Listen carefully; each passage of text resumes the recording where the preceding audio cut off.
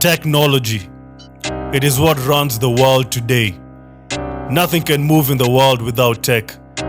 Communication, finance, transportation, name it.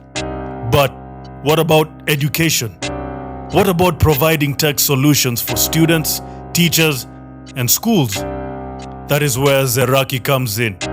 Founded by Nyangolo, Zeraki is a Kenyan EdTech company that focuses in upgrading education through innovative technology. Zeraki has become one of the biggest EdTech companies in Africa with over 2.5 million student users, 150k plus teachers, 10 countries in Africa, and over 60% of high schools in Kenya using Zeraki. About 70% of high school teachers using Zeraki, and about 70% of high school students in Kenya. Some of the services it provides are Zeraki Analytics that keeps school data, tracks student performance while providing digital communication between schools and parents.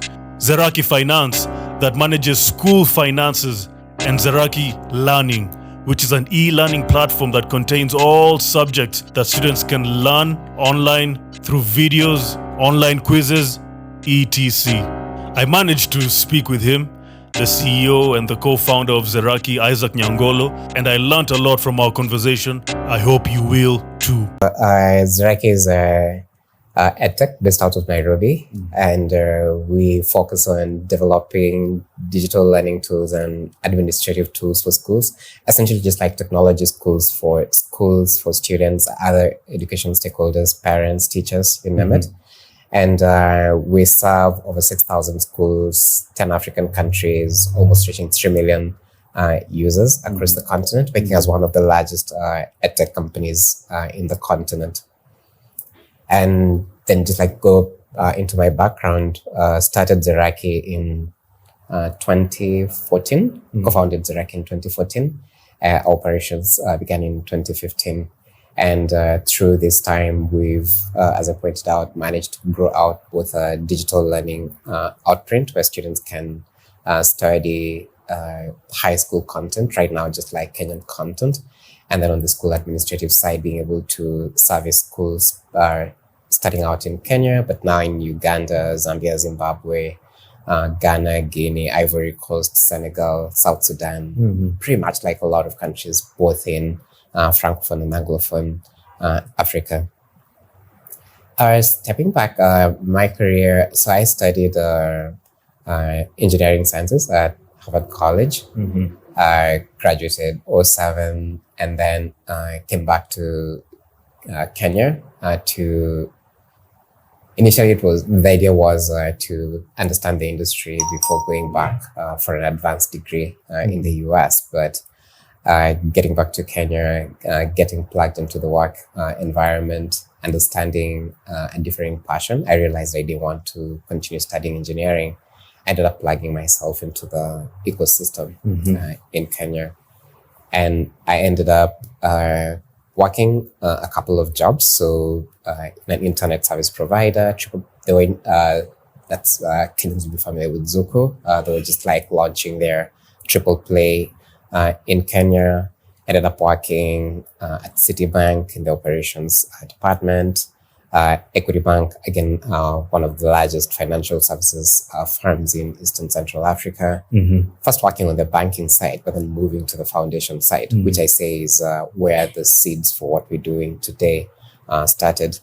On the foundation side, they had a really big education program focusing on offering full ride scholarships for high school students from disadvantaged backgrounds. The Wings to Fly program so far supported more than 60,000 students through their high school education. Yeah, Wings to Fly, yeah. Absolutely. Oh, yeah, okay. So I was one of the project managers, program managers in the Wings to Fly program. I was tasked with developing a mentorship and leadership development program for the students in the program. And just focusing on the educational element, we ended up having two key problems that we're solving. Problem one was by year 3, we had almost 3,600 students spread out across 800 schools. So how do you readily, easily know how the students are performing in school so that you're able to make an intervention if necessary.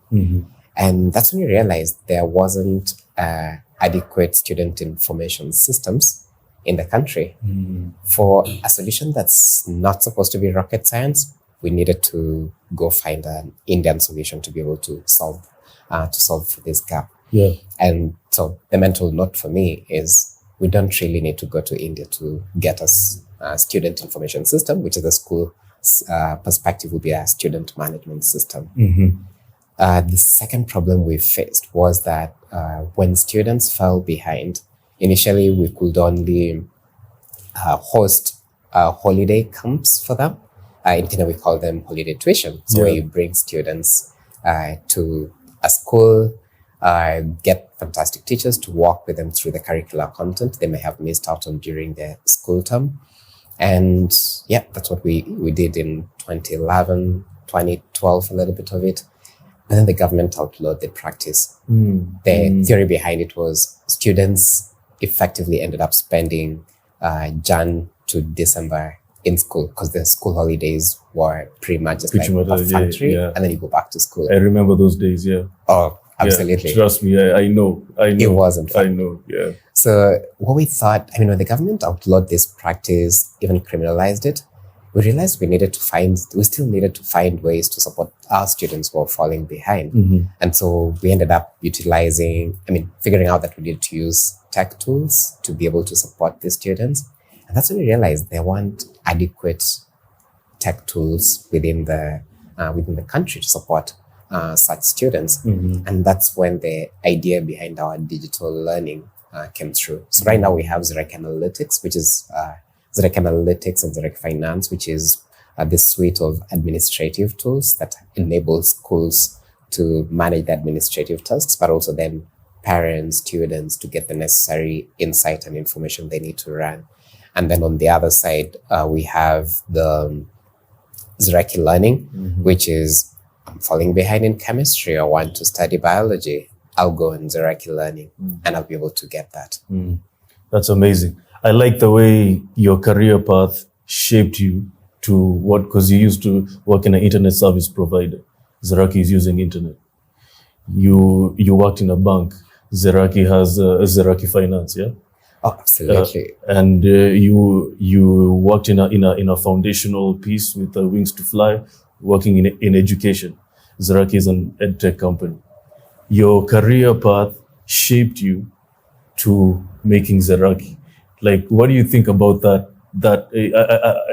You think it's God shaping you to become what you are now, or are you like, this is what I need to do intentionally so that I can build and build and build so that I can become CEO of Zeraki? I think like Steve Jobs says this beautifully in this viral commencement speech he gave in Stanford, where he says the dots typically connect backwards. Looking forward, you won't say this, but looking back, the dots are going to connect. At the time, I was just like trying to get a job. I got a job in an internet service provider. I was immersed in it. And as you're pointing out, the dots ended up connecting well. Actually, the bit about my career at Equity Bank that I didn't mention is that I was heavily involved in their business analytics and business intelligence initiatives. They were essentially building out that capability within the bank, and it was central to those activities. So even when we came up with the school management system, I guess nobody ever comes up with a school management system and calls it Zeraki Analytics. But I had done analytics before. We knew that this wasn't just about making the schools run better, but providing the insight that would help the administrators, the parents, the students to make informed decisions. And that, again, comes from the experience I had on the Equity Bank side. So yes, in a way, if you're thinking about it from a careers perspective, I would say it's difficult to predict the future. If you could predict the future, there's so much stuff you could do that's more impactful. One author I read says that if you're really good at predicting the future, don't become a startup founder. I mean, you could go and invest in stocks. So easy. Because this company is going to perform well and the stocks will be high. Yeah. So you invest now. So Absolutely. Yeah. So in a similar way, when it comes to a career, you don't know what will be there. I mean, what the future will be, but you have control over what you're doing right now. If you're very intentional about it, it means that whatever version of the future you end up living in, you'll be able to draw on your past to be able to facilitate that future. And just one more thought too. That past that I've also described actually enabled us or drove us to pick the specific field. I mean, educational technology. Yeah. Think about it. I studied tech. I worked in tech. And then I moved to the foundation where I worked in education. And so EdTech was natural for me when I thought about a startup. And at the time, this one deliberately reasoned this out, that in EdTech, we knew more technology than the educationist. I mean, than the educationist. And we knew more education than the techies. So that meant that if this was going to need a lot of digging deep, doing it for the long term, we're going to outlast the techies because we know more education than they do. We're going to outlast the educationists because we know more technology than they do. Wow, that's deep. That is deep. Let's shift gears to Zeraki. So when it comes to Zeraki analytics, yeah? Yes. I know for a fact that you guys are really doing well in terms of the schools that are using Zeraki analytics in their school administration. So far, how many percent can you say, let's say how many schools so far basically like how many schools so far? So we have over 6,500 schools. 6, and to put it into context, in Kenya, about 60% of the high schools use Zeraki. Wow. Covering about 70% of the high school teachers, 70% of the high school students. And what's remarkable about this is that we've grown to this number one school at a time. So if you've got a school using Zeraki, someone from Zeraki walked up to them, pitched this solution to them, persuaded them. I know you're familiar with it. I know. Like I said, I used to work here. So I know how hard it was to convince those principals, to convince those deputy principals. It was hard, but I got into the mix and I managed to do a little. I don't know, but I managed to do a little bit well as an intern. So absolutely. Yeah. So I mean, there's really no magic to it. It's just like one school at a time, one conversation at a time. I mean, a couple of visits to win each of those schools. But I think that's really what needs to be done to, every company that's in this first phase of digitalization in Africa, it needs to be an on-the-boots experience. I mean, on-the-ground experience. You're not going to win it virtually. You're not going to sign up that school virtually. There might be the sense too that I need an intermediary. Let's say I need the government to sign up the schools for me, or I need the private schools association to sign up the schools for me. That might work, but not so well, because someone still needs to train them on how to use the technology, on how to integrate into the technology. I think there will be a second generation of users who may be signed up virtually, who would get through this whole experience virtually. Okay, so to shift gears to education. Now, what are your views about education in Kenya? Like, what do you think about the educational system state in this country?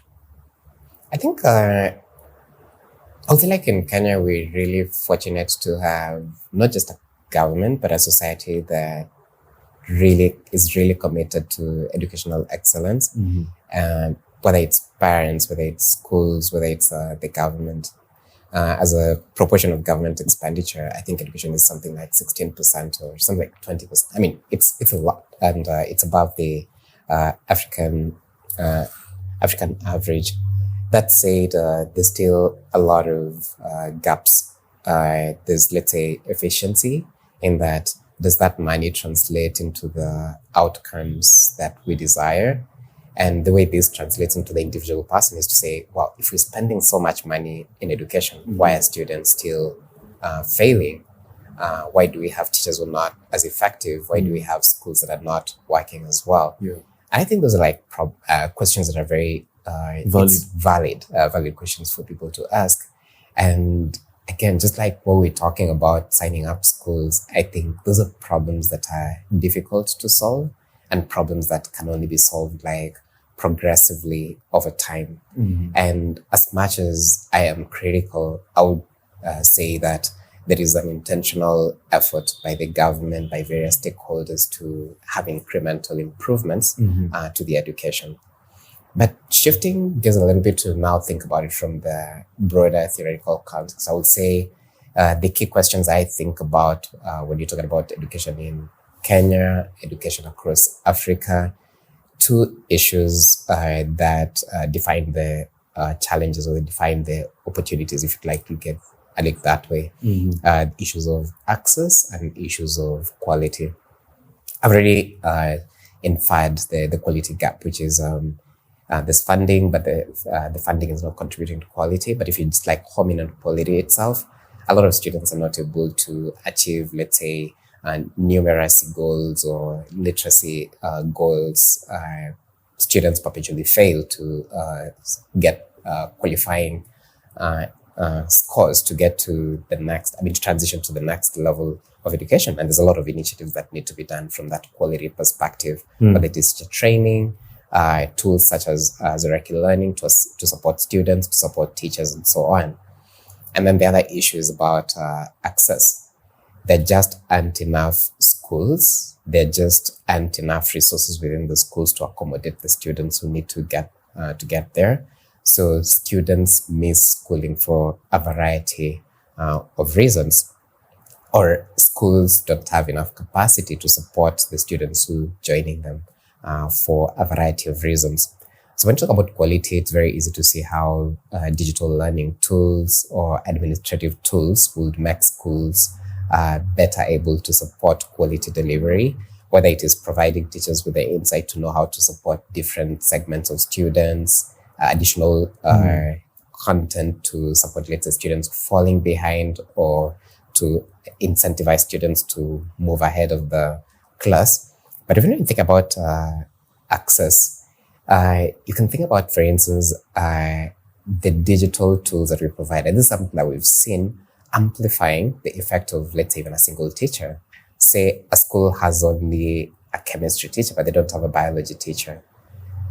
The chemistry teacher might still be able to walk their class through the biology class because they're not providing the primary instruction, but they're able to support the student, because as someone who at some point in the past went through a biology class is still able to leverage this tool. So yes, it's not primarily a tool that we thought of as improving access, but it does. But then in the case of, let's say, COVID times, then there was a very clear access question, because the students were home and they didn't have access to the teachers. And tools like ours provided a great opportunity for students to continue their learning during these COVID-enforced school closures. When it comes to Zeraki learning, have you seen that excitement? Have you seen that? Have you seen that urge to, have you seen that excitement when kids use Zeraki learning with chemistry, English, maths? Have you seen that excitement? And if not, what do you think? Why do you think is a problem when it comes to digital learning in Kenya?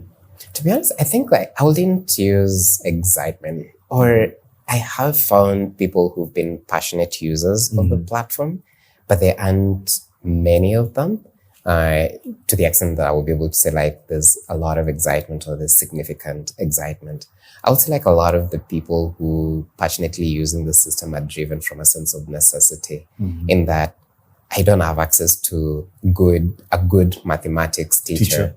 Your content is not as engaging as I would love it to be, but it's the only thing that I can access. And therefore, out of necessity, I find this content really useful for me, and I will make every effort to use it. It's something that we've also seen with teachers. And we might think that the teachers will use a platform like ours that's primarily built for students, that teachers are not competent. But I mean, like, in every work environment, we're always referring to our colleagues, asking them for help, asking them for feedback, asking them for insight. But if you have a biology teacher in a school that doesn't have other biology teachers, which is pretty standard for small schools, then this teacher doesn't have someone to get feedback from, or someone to use as a point of reference. So we find that we end up being that virtual point of reference that somebody uses. So yes, for the teachers, we found like some teachers who really are passionate about this. I think the gap when it comes to digital learning is that most apps, including ours, are still built to serve the need of someone who uses it out of a sense of out of a need, rather than out of an attraction. As in, we haven't yet made students say, wow, I can't wait to get on Zeraki learning today. And that's a problem that we're trying to fix right now. We want to get to the point where a student will say, you know what, I can't wait to get on Zeraki learning to learn math today. Right now, it's more like, I need to learn this thing in math, and I think Zeraki learning is the best place that I can learn this. So let me go there. No, I want that to shift too. I can't wait to get to my math lessons today. Wow. Zeraki Analytics. When I used to sell Zeraki Analytics, I realized that teachers, principals, they were so excited because they were like, all I need to do is to key in the marks and the system will do everything for me. And so that excitement from teachers and school administrators really made me be like, a business is solving a problem and charging people for solving that problem. Oh, absolutely. I mean, like, when you offer a solution to a problem that is not very painful, then you really need to convince someone that, oh, wait, this is a problem. And I'm like, okay, I think it is. Oh, if this problem is painful enough, it's like you need to go through that whole chain of convincing them that they have a problem. That problem is painful enough, and it's painful enough for them to want to pay for it. And therefore your solution is something that they can pay for to solve for that solution. But when a product meets a very well-defined pain point that is very apparent, then it becomes a much easier conversation. I'll say easier, I'll not say easy, because I mean, even that, there's still a lot of friction that will still come up. This looks so good, but will it be good the moment you leave the school, or will the support lines work the moment you leave? So there's still like some other friction that you have to think through. But when it comes to Zeraki Analytics, yes, it's something that we really nailed. And I think the innovation for us was to figure out we needed to build a school management system. Essentially, we need to build an enterprise system to work on the mobile, like a mobile fast experience, because every single teacher in high school has a smartphone. So if you tell them, oh, you can enter marks from your phone, that's fantastic. The systems we're replacing will require all the teachers to come to the school, but schools typically have just like a computer or two for the teachers. So you making the experience so much easier for the teachers. So rather than huddling behind the single computer to do the data entry for their students at the end of every exam, they're just like, oh, I finished grading, I'll just do it on my phone. And that was just like so easy to sell. So easy. Okay, so easier to sell. Easier, yeah. Well, Africa, from Kenya, you guys have expanded to other African countries, yeah? Could you like name those African countries that you guys have expanded to when it comes to Zeraki? So we've done Senegal, Ghana, Guinea, Ivory Coast. We've done South Sudan, Uganda, Tanzania, and Zambia and Zimbabwe. And so both Francophone and Anglophone. Wow, that's amazing. In 2013, let's say in 2014, when you were starting to think about, or maybe when you're working for Equity, if you go to that Isaac and tell him, you know, you will make an EdTech company called Zeraki that will expand to various African countries, and you'll get this amount of revenue, and you guys will win these awards, would you believe that, Isaac? I think the best way to respond to that is by trying to, by reliving a comment by one of my colleagues, my ex-colleagues at Equity. She's called Rosemary. So I told her that I'm founding a company, and she laughed. She's like, Isaac, an entrepreneur? And then she laughed. As in, like, I wasn't an entrepreneur. I wouldn't, let alone founding Lightmore, founding Zeraki, having a product that's used in 10 countries. No, I wasn't even thinking of being an entrepreneur. But I think it's just like a problem-solving orientation that I got introduced to at Equity, introducing new initiatives, new products. And once that bug bites you, you end up being a problem solver. I think an entrepreneur is just like a different kind of problem solver, where you realize that the solution that you need to build, there isn't a home for it. So you also then need to create the home for it. So you end up solving like the product question, and you also end up solving the institution question, which is now then the company. Wow. I think we've covered a lot in such a short time. Thank you for having us, Isaac. What are your final words? What can you tell my people over here? You can just look at this camera. Yeah. So I think like there's just like two things. If you are thinking of starting a company, well, I'll say like it's really hard, and I think it's something that we didn't dwell on today.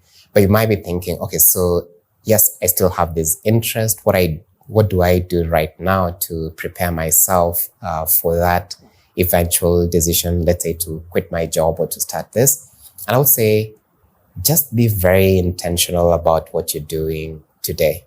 If you're a marketer, be intentional about the marketing. If you're an accountant, if you're a product person, if you're a techie, you name it.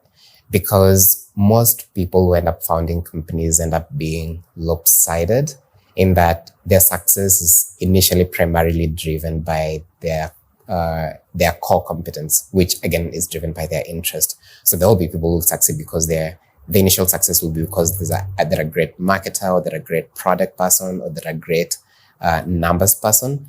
And the way to build that up is just being very intentional about the role and the responsibilities that you have at this point in time.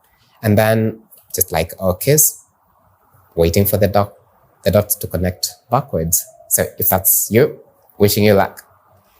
To know more about Zeraki, go to their website, www.zeraki.app. Follow them on Instagram at Zeraki app, YouTube at Zeraki6204. You see, this is an example of what Africa can produce. And I assure you, there are many technologies in Africa and in Black communities all over the world that are soaring high. The same way we have technologies in Africa and in Black communities all over the world that are still on their way. Not because they produce poor tech quality, but because they don't have enough capital to run their operations, and also because they don't get the support from the Black public. Let us support Black tech the same way we support other races' tech, and see if Africa will not be the next Silicon Valley. Black power.